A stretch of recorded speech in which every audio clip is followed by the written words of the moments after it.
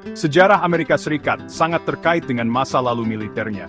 Dari Perang Revolusi hingga saat ini, bangsa ini telah dibentuk oleh konflik, baik di dalam maupun di luar negeri.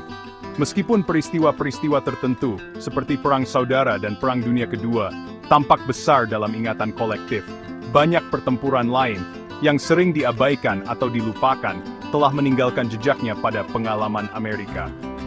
Peristiwa yang kurang dikenal ini menawarkan wawasan berharga tentang evolusi Amerika Serikat sebagai kekuatan global dan perkembangan tradisi militernya.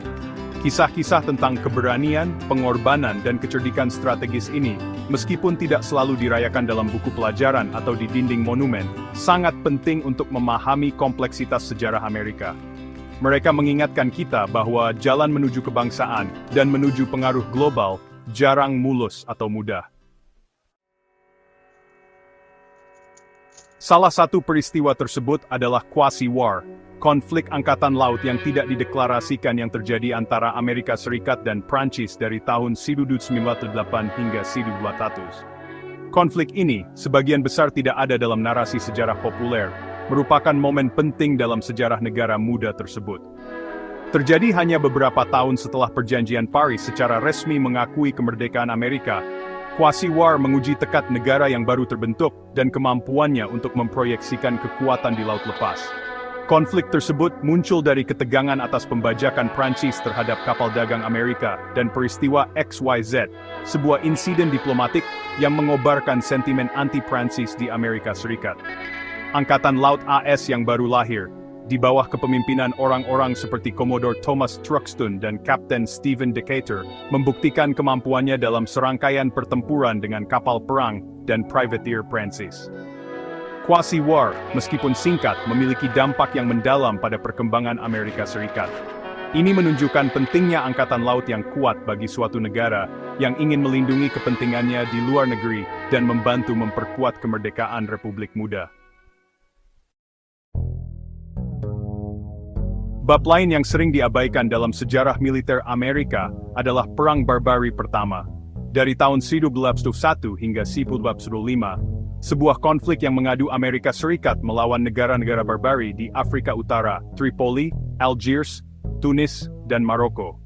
Selama bertahun-tahun, negara-negara Afrika Utara ini telah terlibat dalam pembajakan, memangsa kapal Eropa dan Amerika di Laut Mediterania, dan menuntut upeti sebagai imbalan atas perjalanan yang aman.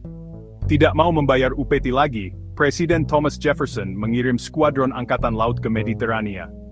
Konflik tersebut menyaksikan pasukan angkatan laut Amerika yang dipimpin oleh Commodore Edward Preble dan Letnan Stephen Decatur terlibat dalam serangan berani dan pemboman benteng Barbary.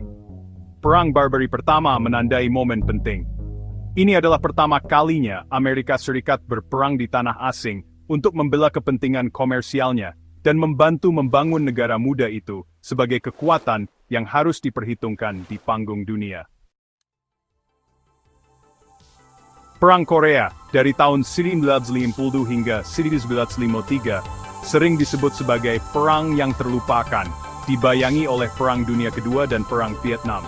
Namun, konflik ini, yang mengadu Amerika Serikat dan sekutunya melawan Korea Utara dan Cina yang komunis, merupakan babak penting dalam Perang Dingin. Ini adalah pertama kalinya Amerika Serikat terlibat dalam operasi tempur skala besar untuk menahan penyebaran komunisme. Perang tersebut menyaksikan pertempuran sengit dengan pasukan Amerika di bawah komando Jenderal Douglas MacArthur.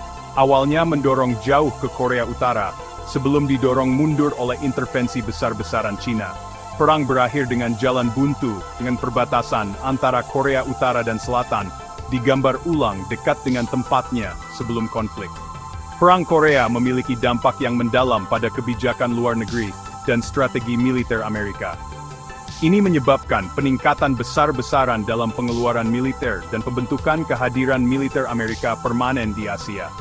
Mungkin yang paling penting, itu memperkuat kebijakan penahanan yang akan bentuk kebijakan luar negeri AS selama beberapa dekade mendatang.